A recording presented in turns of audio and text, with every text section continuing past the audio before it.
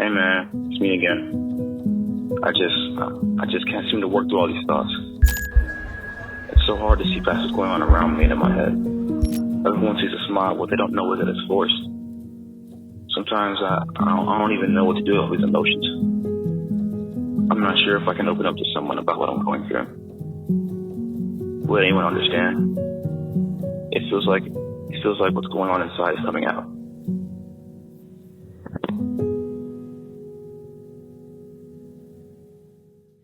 Wow, that video gave me the chills. I know that is a bit more emotional and dark than what we're used to seeing here at United, but it really helps set us up for this month's new series. Our series is called Inside Out, and this entire month we are going to focus on mental health, and we're really going to dive into 3 major areas that can tend to be a negative struggle for us when it comes to our mental health. We're going to talk about stress, anxiety, and comparison. We at United believe starting the conversation about mental health is the first step. And that first step is going to lead to our next step and freedom and growth in our journey. My name is Carina, and I am from our Carrowood campus, and tonight we are going to focus on comparison, and I want to dive in with how comparison can be a negative mind trap that we all find ourselves getting stuck in. But before we do that, I actually want to show you guys a funny video. You see, I have TikTok, and I don't always make videos on there because I'm truly not that creative or as cool as you guys are. But something I love watching are the different trends that y'all come up with. Recently, there was a trend called the morph filter. And so if you're on TikTok or even on Instagram, you've seen this trend, okay? And what it looks like is people take their photos or photos of their friends and they morph it with a famous person. So I thought, let's have fun with this and morph the photos of our favorite United leaders. You guys watch this video with me.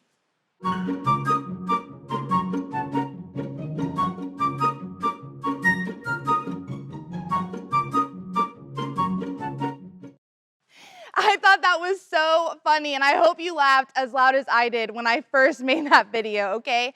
And listen, as funny and as fun as it is to hop on these trends and try to compare what our features look like and how we could try to look like a celebrity, I think what's important is that we understand that sometimes we take that to the next level.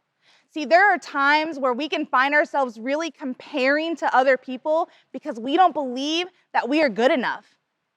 Comparison isn't always a negative thing. I just want to lay that out there. I understand that sometimes comparison is necessary. It helps you understand an option that you want to take. It helps you see the negative and the positive. However, many times we use comparison as a negative trap in our minds. What happens is we find ourselves looking on the outside. We find ourselves seeing other people, their accomplishments, and we try to start living our lives by fulfilling other people's goals and achievements. We find ourselves feeling so empty at the end of the day and beating ourselves up. Here's the bottom line for tonight. We compare because we are not content.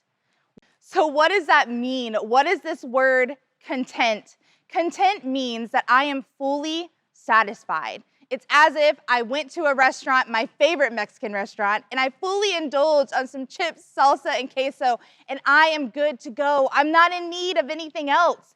But you see, when we compare, the opposite happens. We become discontent. We become in need of so much more and unsatisfied with where we are at.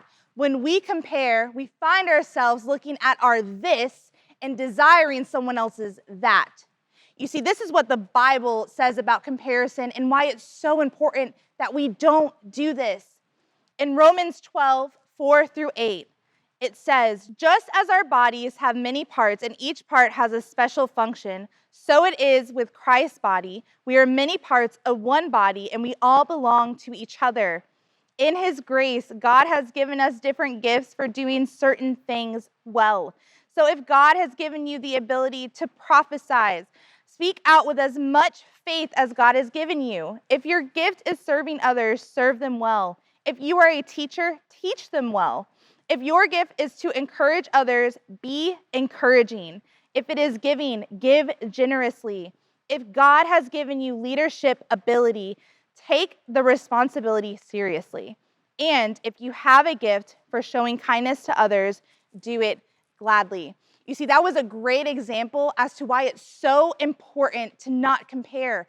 Every single one of us has a special and specific gifting and talent, and God wants to use that all for His glory. You see, when you look at your own physical body, you think about the different organs and bones that are inside of it, and they all have to work together in order to be its best function. You know, your heart can't just wake up one day and say, hey, I want to be the brain today. And your brain can't wake up and say, I want to be the lungs today. If that happened, your body would fall apart and you would not be able to work at its best. I have a daughter named Amelia, and she is 6 years old. Here's a picture of her. Isn't she so cute? I know, she's adorable. But hey, I want to tell you a story about Amelia, and I love learning so much through her life. And even though she's only 6 years old, I realize that the things she's struggling with are things that I still struggle with. Amelia this past year started first grade, and she became best friends with another little girl in her class. And for the sake of this story, we are going to name the best friend Allie, okay? And so this best friend Allie is one of those girls that comes to school with the newest toys. She always had the best jewelry on. She always had the best fidget spinners. She came with everything brand new. And I remember Amelia at the beginning of the school year would come home almost every day and say, Mommy, we got to go to Target. And I'm like, why do we have to go to Target? I mean, I love to shop, but why do we have to go to Target? And she's like, oh, I need to get this new fidget spinner. Mommy, I want to get this different type of lunchbox. Mommy, I want to get this new hair scrunchie. And she was constantly wanting more and more. And I kept asking, Amelia, why are you wanting all these new things? You have toys, you have fidgets, you have hair scrunchies. And she looked at me and she said, well, Mommy, I want to look just like Allie looks. And I looked at Amelia and I asked her this question. I said, why on earth would you want to try to look like someone else? And she said something that I know that we all deep down struggle with so often.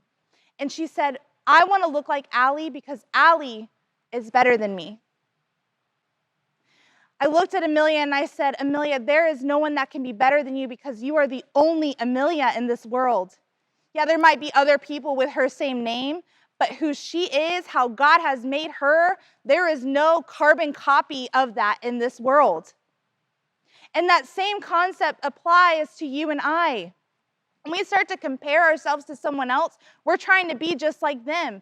God didn't create Amelia to be Allie. God created Amelia to be Amelia.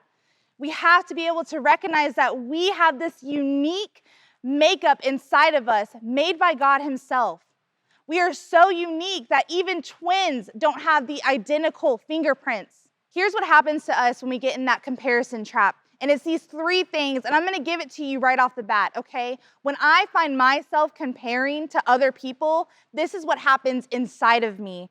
Comparison steals my joy, comparison kills my confidence, and comparison destroys my compassion. Why is that so important to know? Well, when comparison is eating me up inside, I feel unhappy. When comparison is the only thing that I see, I look in the mirror and I hate everything about me. I become so good at picking apart all the things that I don't have and who I'm not. And when comparison attacks my mind and my heart, I have no desire to be excited for my friends. I have no desire to be happy for my sister. All I want is everything to be about me and only me. There are these two people in the Bible by the name John and Peter. And John and Peter were both disciples of Jesus. A disciple was someone who followed Jesus. They were close friends with Jesus. They did life with Jesus. And John and Peter were two of those. Okay? And what's so cool about the disciples is even though they were followers of Christ, they weren't perfect. They had sin inside of them just like you and I did. And they even found themselves stuck in a comparison trap, just how you and I do too. See, John was someone who always referred to himself in third person. And John actually would call himself the one who Jesus loved. And Peter loved Jesus, but Peter, man, he was one of those guys that you would see really getting it, like doing the right thing, starting to try really hard, and this out of nowhere makes the wrong choice. He would make the wrong choices that would lead to wrong decisions and constantly be messing up left to right. But yet Jesus still loved Peter. We're going to look at a story of John and Peter found in the book of John, chapter 21. Jesus at this point is having a conversation with Peter, and he has asked Peter 3 different times, Peter, do you love me? And Peter responded very confidently, yes, Lord, of course I love you. And Jesus has given Peter a very specific direction on where to go in his life. He says, Peter, if you love me, take care of my lamb. Peter, if you love me, watch over my sheep. So we're going to pick up in John 21, verse 18, and see what Jesus says to Peter. Very truly, I tell you, when you were younger, you dressed yourself and went where you wanted. But when you were old, you will stretch out your hands, and someone else will dress you and lead you where you do not want to go. Jesus said this to indicate the kind of death by which Peter would glorify God. Then he said to him, follow me. I want to pause to really unpack what Jesus is saying. Jesus is telling Peter, hey, when you were younger, you did whatever you wanted. You were your own person. You didn't really care what anyone else thought. But as you got older, you were constantly wrapped up in what other people thought about you, what other people were doing around you. And that, Peter, is what's going to end up leading to your death. But Jesus ends it by saying, but follow me, Peter. Follow me. We're going to pick back up in verse 20. Peter turned and saw that the disciple whom Jesus loved, which was John, was following them. When Peter saw him, he asked, Lord, what about him? Jesus answered, if I want him to remain alive until I return, what is that to you? You must follow me. Again, Jesus has clearly told Peter, hey, this is how I need you to live your life. Here are the giftings I've given you. Here's what I'm asking you to do. And instead of Peter taking that and saying, awesome, Jesus, thank you so much, he looks over to John and says, well, what about him, though? What about his direction? What are you telling him to do? What does that look like for him? And I love how Jesus so bluntly tells Peter, Peter, what is that to you? Why does that matter? You're called to follow me. You're not called to go and follow John and what's going to happen in John's life. You're called to follow me, Peter. Man, I can just imagine how many of us right now are sitting and thinking, I'm Peter. I'm guilty of that too. So often God gives me a clear direction or tells me I need to be nicer to my sibling, that I need to be more about other people, that I need to give more time. And I say, but what about everyone else? What are they doing? What does that look like for them? So often I miss it, and I miss my own individual makeup and how God is asking me to live my life, and I'm focused on everything else around me. I become discontent. And in that, we find that confidence, compassion, and joy gone. Listen, comparison is something that we are all going to experience. In fact, it's something that you probably find yourself faced with every single day. And you might be saying, well, that's a little discouraging. How on earth am I going to not fall in that comparison trap, Carina? It seems impossible. All I see is constantly everything else that I want to be, and new clothes and new shoes and all these new things that I have or I don't have and other people have and I want. You see, I'm aware that comparison is something that we all face daily, okay? And it's honestly something that we're always going to have to be against. And comparison doesn't have to always be negative, but we have to figure out ways that we can find ourselves avoiding those comparison traps. I want to paint a picture for you guys, okay? I want to pretend that you and I are sitting down and we're getting ready to have a nice beverage together. But I have 2 cups that I want you to pick from. The first cup is beautiful. It has no cracks. It has no marks. It's shined. You see these hand painted on flowers and designs, and there's 24 karat gold all over the cup, right? It's in perfect condition. But the second cup looks a little busted, literally. It is cracked up. It looks worn out. It looks like it's been overly used, maybe even rusted. Looking on the outside, naturally, you would want the perfect looking cup, right? There's nothing wrong with it. It's going to hold the drink that it needs to. It's also beautiful. I want to drink out of that 24 karat gold cup. However, after you made that selection to pick the first cup I talked about, I then proceed to tell you that, hey, inside the cup is different than what you saw on the outside. Inside of that perfect, beautifully handcrafted cup, inside of it was raw fish.